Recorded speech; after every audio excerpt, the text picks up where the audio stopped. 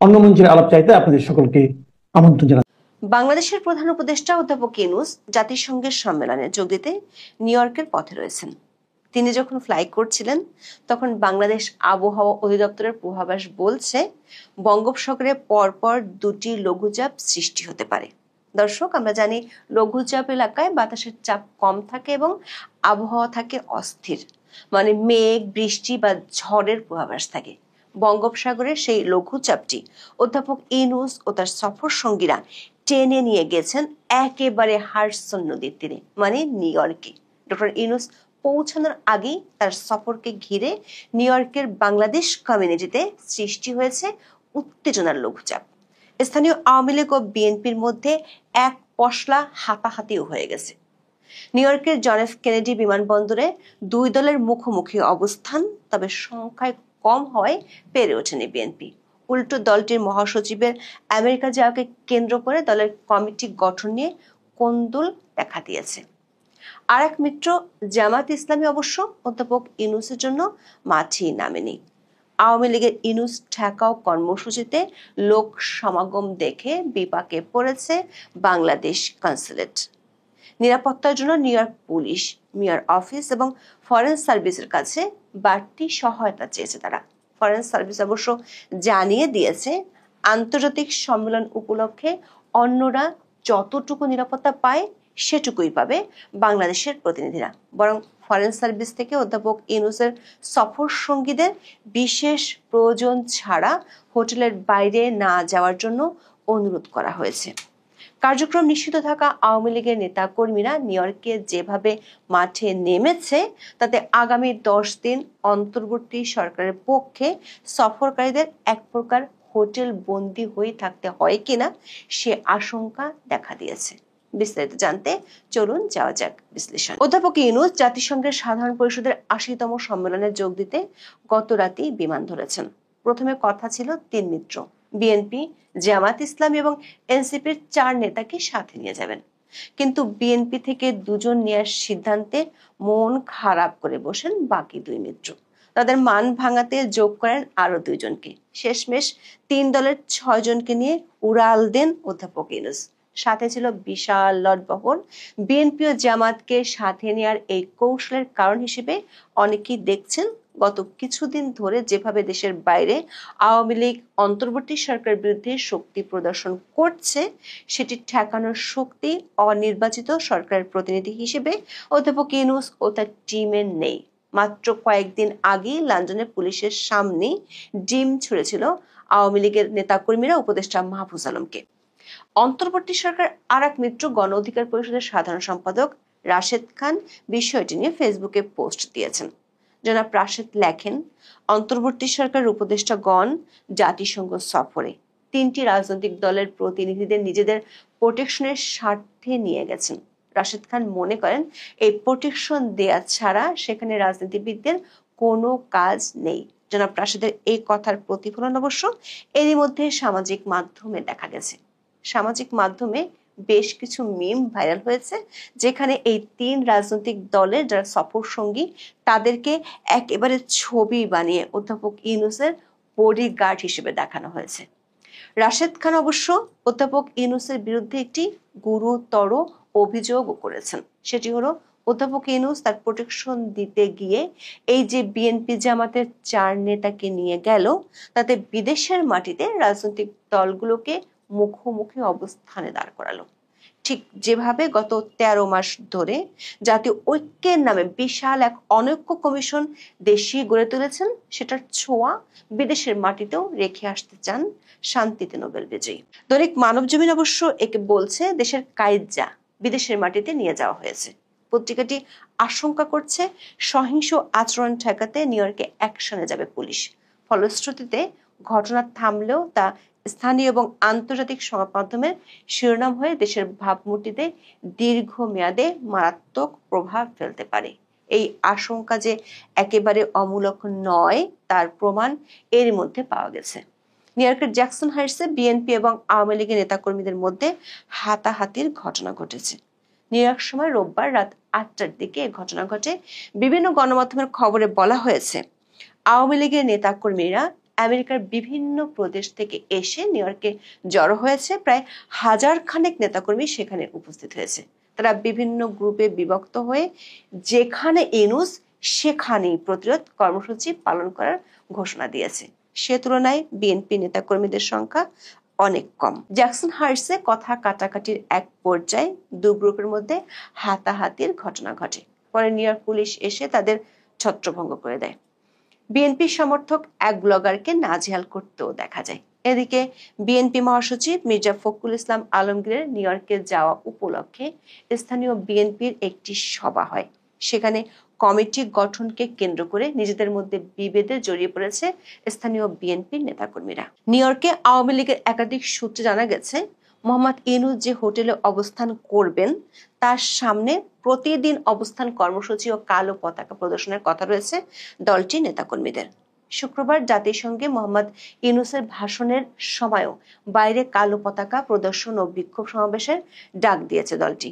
পরের দিন Times square সংলগ্ন মেরিয়ট মার্কাস হোটেলে মোহাম্মদ ইউনূসের মতবিনিময় অনুষ্ঠানের বাইরেও বিক্ষোভ কর্মসূচি পালন করতে নিউ ইয়র্ক সিটি প্রশাসনের অনুমতি নেওয়া হয়েছে বলে দলের নেতা কর্মীরা বলেছেন। দর্শক, অধ্যাপক ইউনূসের এই সফরে রাজনীতি যে লঘু চাপ হতে যাচ্ছে সেটির পূর্বাভাস নিউ ইয়র্কের বাংলাদেশ কনসুলেট আগে ভাগেই বুঝতে পেরেছিল। প্রায় 1 মাস আগে অধ্যাপক ইউনূসের নিরাপত্তা টিমের সাথে বৈঠকে তা স্পষ্টভাবে জানিয়ে দিয়েছিল কনসুলেট এবং জাতিসংঘ মিশন। তবে পূর্বাভাসের চেয়ে পরিস্থিতি বেশি বেসামাল হতে পারে, এমনটাই এখন ধারণা করছেন বাংলাদেশের কর্মকর্তারা। এখন এটি মোটামুটি নিশ্চিত, নিউ ইয়র্কে কঠোর নিরাপত্তা ব্যবস্থার মধ্যে থাকবেন ডক্টর মোহাম্মদ ইউনূস এবং তার সফর সঙ্গীরা। তাদের জন্য বাড়তি নিরাপত্তা চেয়ে যুক্তরাষ্ট্রের কাছে বাংলাদেশের পররাষ্ট্র মন্ত্রণালয় থেকে এরই মধ্যে নোট ভার্বাল পাঠানো হয়েছে। নিরাপত্তা জোরদারের জন্য new York police, mayor office এবং ফরেন সার্ভিসের কাছে বাড়তি সহায়তাও চেয়েছে বাংলাদেশ কনসুলেট। চিঠিতে ডক্টর ইউনূসের নিরাপত্তা নিয়ে শঙ্কা প্রকাশ করা হয় বলে নিশ্চিত হওয়া গেছে। কিন্তু নিউ ইয়র্কের ফরেন সার্ভিস জানিয়েছে, জাতিসংঘের অন্য অতিথিরা যেভাবে নিরাপত্তা পান সেটাই ডক্টর ইউনূস ও তার সফর সঙ্গীরা পাবেন। ফরেন সার্ভিস অফিস থেকে বাংলাদেশ কর্তৃপক্ষকে একটি পরামর্শ দেওয়া হয়েছে। সেটি হলো নির্ধারিত কর্মসূচি এবং বিশেষ প্রয়োজন ছাড়া অধ্যাপক ইউনূস ও তার সফর সঙ্গীরা যাতে হোটেলের বাইরে বের না হন। এর অর্থ হলো অধ্যাপক ইউনূসের অনুষ্ঠানগুলো ছাড়া অন্য কোথাও অধ্যাপক ইউনূসের বেশিরভাগ সফর সঙ্গীর যাওয়া হবে না। এক প্রকার হোটেল বন্দী হয়ে থাকতে হবে। স্থানীয় আওয়ামী লীগ যেসব জায়গায় সমাবেশ করবে তার জন্য এরই মধ্যে অনুমতি নিয়ে রেখেছে। ফলে সেসব সমাবেশে স্থানীয় কর্তৃপক্ষের কিছুই করার থাকবে না যদি তারা সহিংস কোনো ঘটনা না ঘটায়। আওয়ামী লীগ সূত্রে জানা গেছে, তারা স্থানীয় বিএনপি ও জামাতের সাথে কোনো বিরোধে যেতে চায় না। বিএনপি ও জামাতের 4 নেতার বিরুদ্ধে তারা কোনো কর্মসূচিও দিবে না। স্থানীয় বিএনপি ও জামাতের 2টি অনুষ্ঠান আছে, সেখানে তারা যাবে না। অন্যদিকে স্থানীয় বিএনপি বলছে, অধ্যাপক ইউনূস আমেরিকায় আসলো কি গেল তাতে তাদের কিছু যায় আসে না। যেহেতু দলটির মহাসচিব এসেছে তাই তাদেরকে বাধ্য হয়ে মাঠে থাকতে হচ্ছে। কিন্তু স্থানীয় বিএনপির বেশিরভাগ নেতা কর্মীরই এতে অনাগ্রহ রয়েছে। আর জামাত ইসলামী অধ্যাপক ইউনূসের জন্য ঘোষণা দিয়ে মাঠে নামতেই রাজি নয়। দলটির উচ্চ পর্যায় থেকে এই মুহূর্তে কোনো ধরনের বিরোধে না যাওয়ার পরামর্শ দেওয়া হয়েছে। আর এক মিত্র এনসিপির সমর্থক আমেরিকায় আছে কি না সেটি অবশ্য বিজ্ঞাপন দিয়ে খোঁজার মতো বিষয়। শেষ পর্যন্ত দেখা যাচ্ছে দেশীয় কার্যা বিদেশে নিয়ে গিয়ে বিএনপি ও আওয়ামী লীগকে আর এক দফা মুখোমুখি দাঁড় করাতে বেশ সফল হলো অধ্যাপক ইউনূস। তাতে দেশের ভাবমূর্তি 13টা বাজলেও কিছুই যায় আসে না। যেভাবে স্থানীয় আওয়ামী লীগ ও বিএনপি মুখোমুখি অবস্থান এরই মধ্যে নিয়ে ফেলেছে, তাতে রাজনীতির লঘুচাপের ঠিক পূর্বাভাস এই মুহূর্তে দেয়া মুশকিল। আমেরিকাতে তুলকালাম কাণ্ড শুরু হয়েছে। বাংলাদেশের রাজনৈতিক দল, একাধিক রাজনৈতিক দল মুখোমুখি অবস্থানে নেমে পড়েছে। আমেরিকার জ্যাকসন হাইটস উত্তপ্ত হয়ে উঠেছে। আওয়ামী লীগ এবং বিএনপির মধ্যে সংঘর্ষ হয়েছে। আজকে এই ঘটনাগুলো ঘটেছে। গতকালকে থেকেই আওয়ামী লীগের নেতাকর্মীরা জ্যাকসন হাইটস এলাকা উত্তপ্ত করে রেখেছিল। গতকালকে থেকে আজকে পর্যন্ত সেই পরিস্থিতি চলছে। সেখানে আমরা দেখেছি প্রফেসর ইউনূসের ব্যঙ্গ বিদ্রুপাত্মক ছবি দিয়ে সেখানে একটা ছোট ভাস্কর্য মতো তৈরি করা হয়েছে। সেখানে জুতার মালা দেওয়ার ঘটনা তারা ঘটিয়েছে। বহু কাণ্ড ঘটছে। এরই মাঝে আজকে জ্যাকসন হাইটসে যে ঘটনাটা ঘটল, বিদেশের মাটিতে আমাদের দেশের রাজনৈতিক দলগুলো যখন মুখোমুখি সংঘর্ষের দিকে লিপ্ত হলো, তখন কি বার্তা যাচ্ছে বিশ্ব দরবারে এবং এই পরিস্থিতি তৈরি হলো কেন? এই পরিস্থিতি কি অনেকটা কৌশলে তৈরি করা হলো কিনা, সেই আলোচনাও চতুর্দিকে হচ্ছে। সেটা বোঝার চেষ্টা করব যখন প্রফেসর ইউনূস এবং তার দল আমেরিকাতে অবস্থান করছেন এবং জাতিসংঘ অধিবেশনে যোগ দেবেন। কি ঘটছে সেখানে, কি ঘটবে আরও সামনে আরও 4-5 দিন।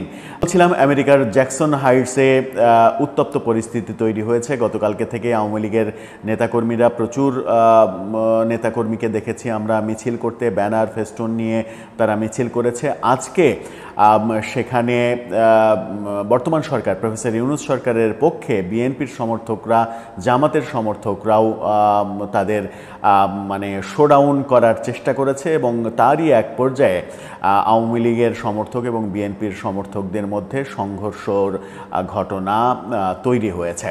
এই ঘটনা যখন আমেরিকাতে ঘটলো, জ্যাকসন হাইটসে ঘটলো, তখন কি বার্তা দিচ্ছে? এই সংঘর্ষের ঘটনা আরও বাড়বে কিনা, আমেরিকার পুলিশ কি পদক্ষেপ নেবে, সেগুলো তো আমরা সামনে দেখবই। কিন্তু মাঠে যখন নামলো বিএনপি এবং জামাত, তখন আমরা কি বুঝতে পারি? আমরা যেটা বুঝতে পারি খুব সহজ ইকুয়েশন, সেটা হচ্ছে যে খুবই সম্প্রতি ইংল্যান্ডে উপদেষ্টা মাহফুজ আলম আক্রান্ত হয়েছেন। সেটা নিয়ে তার পক্ষের মানুষজনই নানাভাবে সমালোচনা করেছেন যে মাহফুজ আলমকে প্রতিরোধ করার জন্য যদি 100 জন আওয়ামী লীগের লোকজন সেখানে মিছিল করে, তাহলে এনসিপির নেতা কিংবা এনসিপির কর্মী হিসেবে সেখানে কেন আরও 100 জনের উপস্থিতি থাকলো না, যেটা মাহফুজ আলমকে রক্ষা করার জন্য তারা উপস্থিত থাকবে? কেন সেটা ঘটছে না? এটা না ঘটার কারণ হচ্ছে যে দেশেই যখন এনসিপির সমর্থনের একেবারে করুণ দশা দেখছি, তখন বিদেশে তাদের সমর্থন যে থাকবে না, এটাই বাস্তবতা। এবং সেই বাস্তবতাকে মাথায় রেখেই অনেকে বলার চেষ্টা করছেন এবং আলোচনা করছেন রেগুলারলি। সেটা হচ্ছে যে সরকার এবার একটা কৌশল হাতে নিয়েছিল এবং সেই কৌশলটা সম্ভবত কাজে দিচ্ছে, কিন্তু কাজে দেওয়াটা নেগেটিভলি কাজে দিচ্ছে কিনা সেটা একটা বড় বিষয়। কৌশলটা ছিল যে প্রফেসর ইউনূস একা গেলে আওয়ামী লীগ একা তাকে নানাভাবে লাঞ্ছিত করার চেষ্টা করতে পারেন। সেটা না করে যদি রাজনৈতিক দলের প্রতিনিধিদের তিনি সফর সঙ্গী করেন, তাহলে সেই রাজনৈতিক দলের সেখানে অবস্থিত নেতাকর্মীরাও এক ধরনের শেল্টার, এক ধরনের গার্ড দেয়ার ভূমিকায় অবতীর্ণ হতে পারে। যথা ভাবনা তথা কর্ম। আমরা দেখেছি যে, আমি জানি না যে এই ভাবনাটা সঠিক কিনা, যে আলোচনাগুলো হচ্ছে যে এরকম ভাবনা থেকেই এই সিদ্ধান্ত নেওয়া হয়েছে। যদি এরকম ভাবনা থেকে এই সিদ্ধান্ত নেওয়া হয়ে থাকে, তাহলে আমেরিকাতে আমরা সেটার প্রতিফলন দেখলাম। বিএনপি নেতারা, জামাতের নেতারা যখন প্রফেসর ইউনূসের সফর সঙ্গী, তখন আমেরিকাতে বিএনপি এবং জামাতও মাঠে নামলো আওয়ামী লীগের প্রতিরোধ মোকাবেলা করার জন্য। এবং সেই মাঠে নামার ফলেই বিএনপির সঙ্গে আওয়ামী লীগের সাংঘর্ষিক অবস্থা তৈরি হলো। এই যে বিদেশের মাটিতে আমাদের দেশের দলগুলো মানে সংঘর্ষে লিপ্ত হচ্ছে, এটা কোন বার্তা দিচ্ছে? এটা কি বার্তা দিচ্ছে? এটা কি ভালো বার্তা দিল? এটা কোনোভাবেই কি বাংলাদেশের জন্য কোনো শুভ বার্তা? কিংবা আগামী যে 26 তারিখে প্রধান উপদেষ্টা জাতিসংঘের অধিবেশনে ভাষণ দেবেন, সেই ভাষণের আগ পর্যন্ত যে আগামী 4 দিন আরও কি ঘটবে, আরও কি ঘটতে পারে, এই অবস্থার আরও অবনতি ঘটবে কিনা, মানে দুই পক্ষই আরও বেশি সরব হওয়ার চেষ্টা করবে কিনা, অ্যাগ্রেসিভ হওয়ার চেষ্টা করবে কিনা। আমরা বিএনপি এবং জামাতের কর্মীদের সেখানে মাঠে নামার ঘটনা গণমাধ্যমে পেলেও এনসিপির সমর্থকদের সেখানে মাঠে নামার কোনো খবর আমরা গণমাধ্যমে পাইনি। তার মানে হচ্ছে যে বাস্তবতা বাস্তবতা এটাই যে বিএনপি এবং জামাতের সমর্থকরা নিউ ইয়র্কে থাকলেও এনসিপির সমর্থনের বেলায় তারা আসলে এখনো পেরে উঠছে না। পেরে না ওঠাই স্বাভাবিক নতুন দল, কিন্তু নতুন দল হিসেবে যতটা তাদের সফট হওয়া উচিত, তাদের আচরণে কর্মকাণ্ডে সফট হওয়া উচিত, ততটা সফট তাদের অবস্থান আমরা দেখছি না। রুক্ষ অবস্থা দেখছি, খুবই রাগী অবস্থান দেখছি এবং বিদ্রোহী অবস্থান দেখছি, যার ফলে এমন পরিস্থিতি তৈরি হয়েছে যে এখন 4-5টা দল ভেঙে একটা দল তৈরি করার প্রক্রিয়াতে তাদেরকে যেতে হচ্ছে। তার মানে শেষ পর্যন্ত সরকারকে বিএনপি এবং জামাতের উপরই আস্থা রাখতে হলো বিদেশের মাটিতেও। এবং আমার মনে হয় যে একদিক থেকে পজিটিভ যে বিএনপি এবং জামাত সাথে থাকার কারণে সেখানে আক্রান্ত হওয়ার ব্যাপারে বিএনপি এবং জামাত মানে প্রতিরোধমূলক কাজ করতে পারবে। যদি প্রফেসর ইউনূস একা হতেন, তার তো কোনো দল নেই, তার তো কোনো সমর্থন নেই, সুতরাং তার সমর্থনে সেখানে এইরকম প্রতিরোধের ব্যবস্থা হতো না। কিন্তু এই যে সাংঘর্ষিক অবস্থা তৈরি হলো, সেটা কি বার্তা দিচ্ছে? এবং সেই ব্যাপারে গণ অধিকার পরিষদের সাধারণ সম্পাদক রাশেদ খান তিনি সরকারের শুধুমাত্র বিএনপি, জামাত এবং এনসিপিকে মানে বাছাই করার সমালোচনা যেমন করছেন, তেমনি এই বিদেশের মাটিতে যে পরিস্থিতি তৈরি হলো কিংবা যে পরিস্থিতি তৈরি করা হলো সেটাকে তিনি এক ধরনের পরিকল্পিত বলছেন এবং এটার সমালোচনা করছেন। সামাজিক যোগাযোগ মাধ্যমের পোস্টে তিনি যেটা লিখেছেন, অন্তর্বর্তী সরকারের উপদেষ্টাগণ জাতিসংঘ সফরে 3টি রাজনৈতিক দলের প্রতিনিধিদের নিজেদের প্রোটেকশনের স্বার্থে নিয়ে গেছেন। তাছাড়া সেখানে রাজনীতিকদের কোনো কাজ নেই। আপনারা রাশেদ খানের স্ট্যাটাসটাও দেখে নিতে পারেন। সেখানে তিনি আরও বলছেন, স্বাভাবিকভাবে সেখানে আওয়ামী লীগের নেতাকর্মীরা বিক্ষোভ প্রদর্শন করবে, হয়তো তারা গালিগালাজ বা উপদেষ্টাদের অপদস্থ করার মতো ঘটনা ঘটাবে। এরই মধ্যে বিএনপি জামাতের নেতাকর্মীরা নিরাপত্তার জন্য ব্যানার নিয়ে নেমে গেছে, পাশাপাশি আওয়ামী লীগও আছে। বিদেশের মাটিতে মুখোমুখি অবস্থান। কল্পনা করেন যদি রাজনৈতিক প্রতিনিধিরা না যেত, তাহলে কি বিএনপি জামাতের নেতাকর্মীরা আসতো? না আসলে কি পরিণতি হতো? অর্থাৎ সরকারের উপদেষ্টারা যত বড় কথাই বলুক না কেন, তারা টিকে আছে রাজনৈতিক দলগুলোর সমর্থন এবং সহযোগিতায়। আমার মাঝে মধ্যে মনে হয় বৈষম্য দূর করতে এসে এই উপদেষ্টা পরিষদ আরও বৈষম্যের উৎপাদন করেছে। তিনি আরও বলেছেন, 13.5 মাসে সরকার প্রধান যেসব অনুষ্ঠানে দেশের বাইরে গেছেন, সেসব অনুষ্ঠানে পৃথিবীর অন্য অনেক দেশ স্রেফ প্রতিনিধি পাঠিয়েছে, কিন্তু আমাদের সরকার প্রধান সেখানে নিজে উপস্থিত হয়ে অনুষ্ঠানের গুরুত্ব বাংলাদেশিদের কাছে প্রবল হিসেবে দেখিয়েছেন। সর্বশেষ জাতিসংঘ সফরে বিএনপির 2 জন প্রতিনিধি ও জামাতের এনসিপির প্রতিনিধি, জামাতের 1 জন প্রতিনিধি এবং এনসিপির 1 জন প্রতিনিধি থাকায় তারা আপত্তি জানিয়েছে। তারা সরকারের থেকে সমতা চায়। মানে নিজেদের মধ্যে সমতার নীতি প্রতিষ্ঠিত হলে আর কোনো দলের প্রয়োজন নেই। এভাবেই সরকার ও রাজনৈতিক দলগুলো সাম্য, মানবিক মর্যাদা ও ন্যায় বিচারের বাংলাদেশ গঠন করতে চায়। প্রধান উপদেষ্টার জাতিসংঘ সফর সফল এবং সার্থক হোক। তিনি বলছেন যে এই যে জামাত এবং এনসিপি নিজেদের জন্য সমতা চাইলো এবং সমতা আদায় করে ছাড়লো, এটা তারা পেয়ে গেল বলে অন্য কোনো দলের কথা তাদের মাথায় আসলো না। তারা মনে করলো যে শুধুমাত্র তারা গেলেই হবে, তারা প্রতিনিধিত্ব করলেই হবে, কিংবা তারাই মুখ্য আর সবাই গৌণ, এই ব্যাপারটাও তিনি বলেছেন। রাশেদ খানের কথায় যেটা স্পষ্ট হয়েছে সেটা হচ্ছে যে খুবই সাধারণ এবং সাদামাটাভাবে বোঝা যায় যে প্রফেসর ইউনূস যদি উপদেষ্টা পরিষদ নিয়ে শুধু সরকারের প্রতিনিধি নিয়ে যেতেন, তাহলে বিএনপি এবং জামাত সেখানে যে মাঠে নেমেছে সেই মাঠে নামার ঘটনাটা ঘটতো না। তাহলে কি আমরা এটা ধরে নিব যে বিএনপি এবং জামাত যেন সেখানে প্রতিরোধের জন্য মাঠে নামে এবং আওয়ামী লীগকে প্রতিরোধ করতে পারে, সেই কারণেই বিএনপি এবং জামাত এনসিপি প্রতিনিধিদের সরকার সাথে নিয়েছে? এটা এক ধরনের রাজনৈতিক কৌশল এবং সেই কৌশলটা ভালো কি মন্দ সেটা হয়তো সময়ই বিচার করবে। কিন্তু বিদেশের মাটিতে যে সাংঘর্ষিক পরিস্থিতি হলো, সেই পরিস্থিতি খুব একটা ভালো বার্তা দিচ্ছে না বাংলাদেশ সম্পর্কে বিশ্ব দরবারে। আবার এই যে সাজ সাজ রব রব করে জাতিসংঘ সফর এবং সেই সফরকে কেন্দ্র করে নিউ ইয়র্কের জ্যাকসন হাইটস উত্তপ্ত হওয়া, সেখানে বাজে পরিস্থিতি তৈরি হওয়া, সেটাও সরকারের জন্য খুব একটা শুভ বার্তা দেবে না বিদেশিদের কাছে। দর্শক, আপনার কি মনে হয় সব মিলিয়ে ২৬ তারিখ পর্যন্ত আরও কি কি ঘটতে চলেছে? সেখানে আওয়ামী লীগ কি আরও বেশি এগ্রেসিভ হবে? সেখানে বিএনপি এবং জামাতকে প্রতিরোধ করতে গিয়ে আরও বেশি সংঘর্ষের ঘটনা তারা ঘটাবে? কোন পরিস্থিতির দিকে যাবে? আপনার মতামত জানিয়ে লিখতে পারেন আমাদের কমেন্ট বক্সে।